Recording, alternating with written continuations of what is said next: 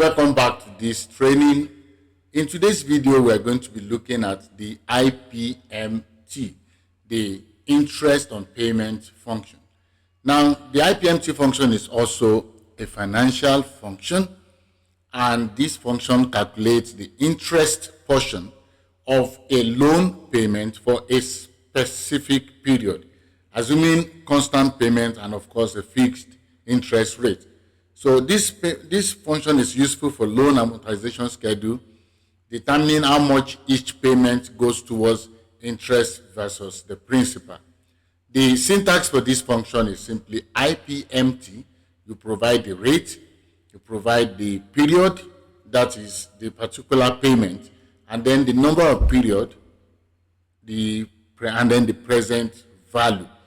Key features here is that it breaks down loan payments into interest components, helps in creating detailed amortization schedule, and of course works with related functions like PMT, PPMT, and PV, and so on. All right, so now let's look at the Excel worksheet to see how to calculate the IPMT function. So all you just simply do is look at the values you have. You have the loan amount, you have the annual interest rate. So to get monthly rate, you have to divide this by 12. And then you have the period in years, you have the number of months, and then you have which payment are we talking about, from 1 to the total number of period that you have.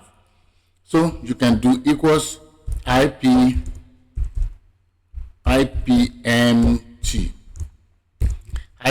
You pick your rate. Don't forget to divide by 12 to get your monthly rate. Then the period you are talking about is the third payment period in the amortization. Then the number of period is the total number of period in months. So you multiply the year by 12. Okay, that's the number of months you have. And then, of course, the last thing is you pick your present value, and then you get your answer. So this is your interest on the payment. So if you are making a payment and then the principal on payment, and of course you have the interest on that payment also. So if you are calculating for this, you put IPMT. You also provide the rate, which is the rate divided by 12, the period for which, this is the sixth period for which you are calculating, the number of period, multiply the 30 years by 12. And then, of course, you pick your present value, and then you get your answer. So this is the interest that will be paid on the loan on the sixth period. Okay?